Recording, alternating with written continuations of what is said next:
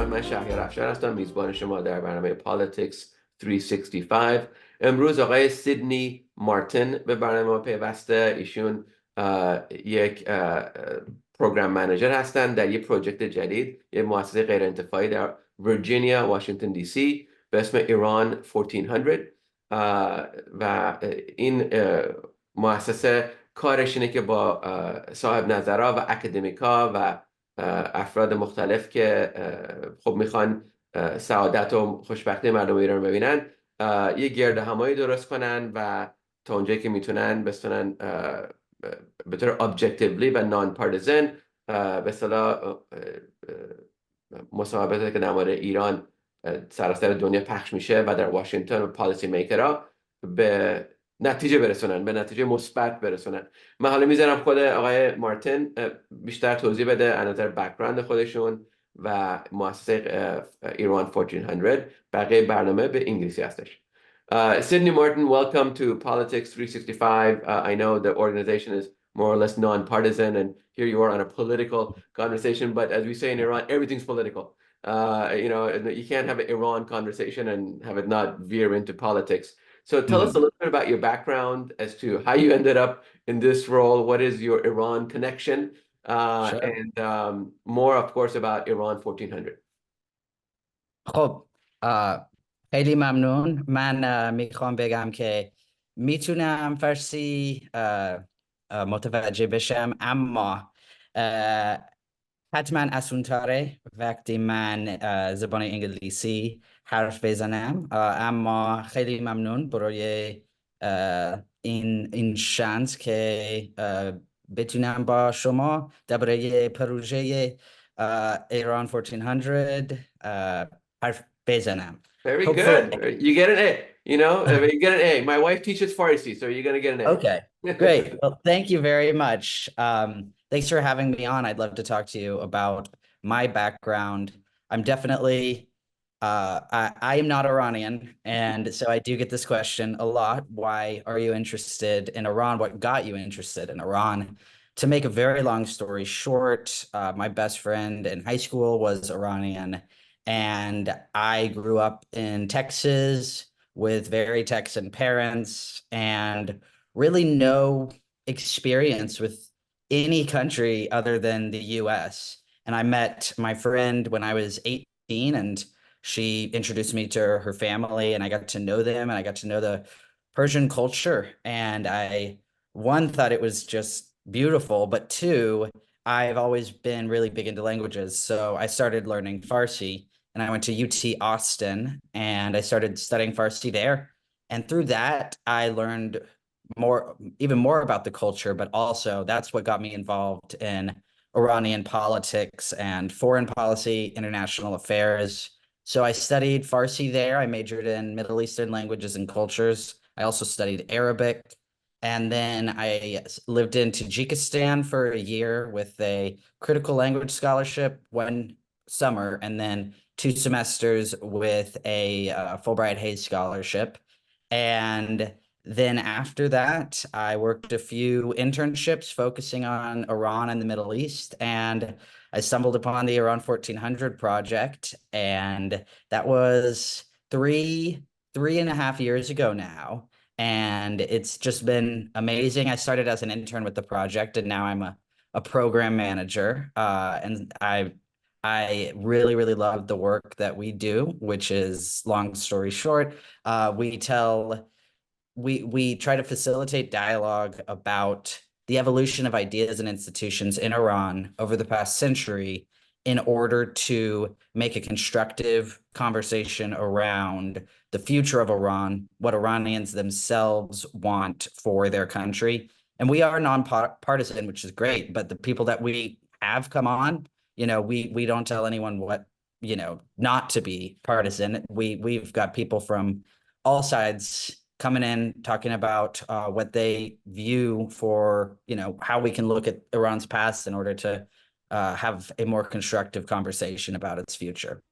Thank you. That's awesome. I always love it. I've been in this country for over 40 years and in the US, and it's always a pleasure to meet someone interested in Iran and show the dedication that you have. They're not just, you don't have just a passing interest. Oh, I love Persian food. You spend your life Uh, and your career building an expertise on it. So good for you. Thank And you. learning the language. It's awesome. So tell us about Iran 1400. I mean, what are your current projects? Mhm. What kind of participation are you seeking now? Mhm. And like, do you produce reports and give it to Congress or publish it, or how do you kind of share your knowledge that you've gained from the experts that you engage in?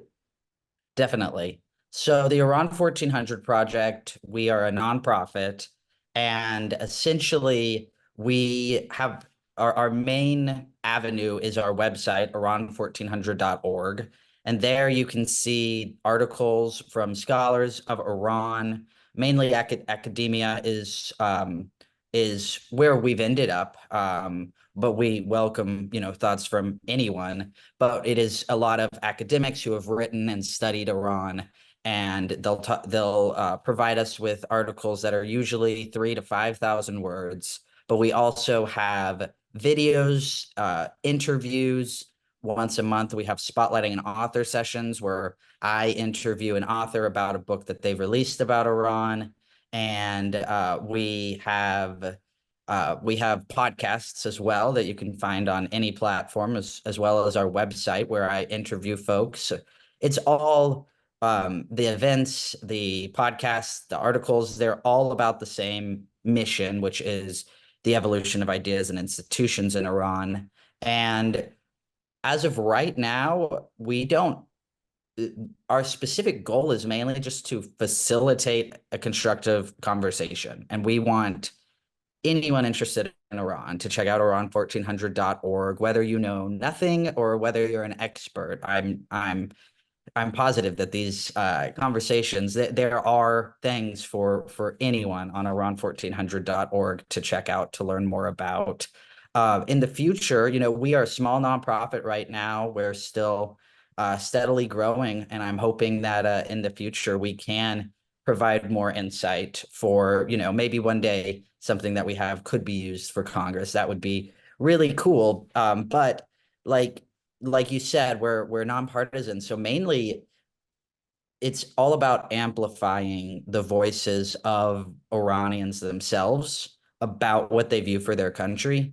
Even me, I'm not Iranian, but at the same time, that makes it easy for me to host things and not say my own opinion, because I know that that's not the point of the project. The point is to listen to Iranians. So it's really easy for me to have, these conversations and be just be neutral, hear what someone has to say, value their opinion. But we don't only have Iranians on, we have anyone who's studied Sure. Iran to Right. experts. Mhm. No, this is great. I feel I found my media partner in you guys because that's exactly what when I created this platform, that was my goal. How to cultivate a constructive conversation, how to kind of welcome other points of view, and not necessarily weigh in. I mean, uh, I provide some op-eds in the middle of my podcast interviews, but they're all really, if there is a side, it's to amplify the voices of the Iranian people, as you say, not necessarily Mhm. pick one political side or the other. And I want our community to get used to, I want to say, tolerate and kind of find a constructive way to channel opposing points of view. One thing Mhm. I've learned in this conversation is I've talked with over 100, as you say, not Iranians, non-Iranian experts all over the world, politicians, is that we could have some passionate opinions in the community, as you know, Uh-huh. um, but tolerating a different point of view does not come naturally to the Iranian community. And I'm going to say it, you don't have to say it, but I've been in Iran all my life, and I can tell you, welcoming, objectively a very disagreeable political point of view Mhm. is not a comfortable thing. And the reason is a lot of Iranians have been hurt by the regime, in Iran. So also the past 100 years or so, for the most part, apart from a few gaps in democracy. It's been a monarchy in one form or a dictatorship, which people align. I don't, but some people align them the same. Clearly the regime today is a horrific regime compared to the monarchy. Even if you didn't like the monarchy over the past, I don't know, 67, 80 years, our life was still good in Iran, even if it wasn't even, that some classes, elites had more and some not so elites didn't have as much, and that caused a lot of disagreement and discontent, and which eventually, I'm oversimplifying the revolution, but it led to a class revolution in Iran, which was joined by a lot of intellectuals that wanted democracy in its purest form. But they were misled and the regime took over, and here we are. So to be able to simply channel the voice of Iranians in your program is really fascinating to me. And like I said, I think I would love to be a media partner to you guys. Whatever I can do to help you guys continue your good work, let me know. One thing I'm sure the Iranian community will be curious about is this. Who started Iran for 1400, and how do you get your funding? Because those are the first questions that you get in this community, right? Yes. Yes, I have had to answer that question a lot. And, it's never any hard feelings because I know what, I used to intern for some think tanks. So I understand, that there's in that a little suspicion, a little, it's just the way we are, right? It's a culturally ingrained. We like tea, we like Persian rugs, we like dancing and culture, all these cultural activities, and then we always ask if it's a nonprofit, which doesn't make sense, but if it's and some institution in Washington, what are their motives? What are their real underlying? Who's behind the scenes? That's who we are, So yes, yeah. So the Iran 1400 project is. We have one sponsor as of right now who funds everything, and that's a company called Persu Media, Persu Media, and they're like our parent company. We're very small. It's only me and a couple other people, so they're funding all of us. And this Persu Media is a company that does analysis on the Iranian media landscape. And they're really cool. If anyone is interested, y'all should check them out as well. But they are not, we are like the nonprofit side of things, engaging conversation. What they do is more like, they are the kind of thing that you'd hire for Congress or something to, right. What can you tell me about the media? What has Khamenei said about X, Y, and Z? Right. So they, the CEO of that is an Iranian American, and he graciously funds the Iran 1400 project. But what we have started doing, we just became a nonprofit in December.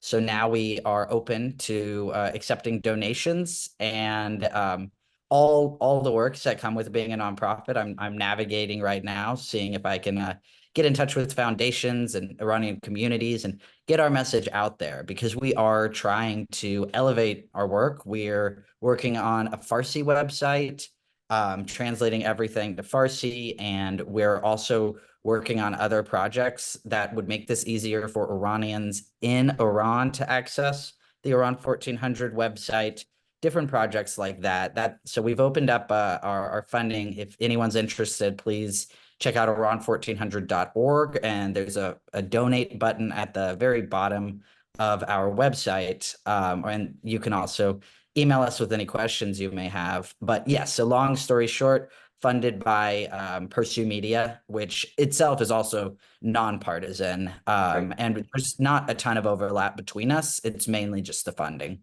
Right. No, that's good to know. Thanks for explaining that. And it's good. I think it's a good model.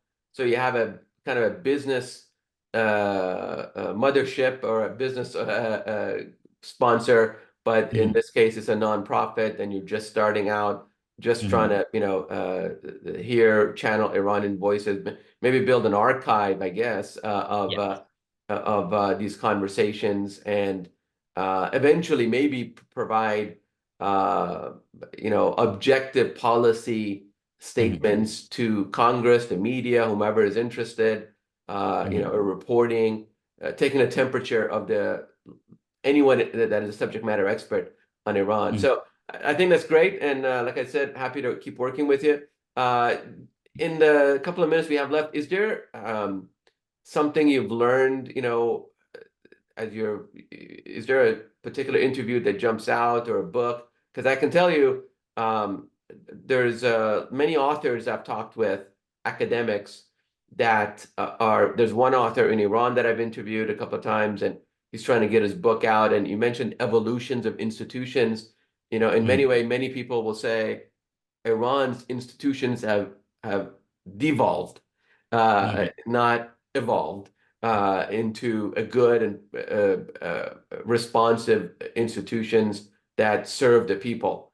In many ways, obviously, that if you take a snapshot of pre-revolution 1978 to now, any objective measure that even the Iranian government can admit to, shows a decline in all of those levels. So is there one conversation, is there one issue that jumps out on that point, on the evolution, or really the devolving or going back conversation?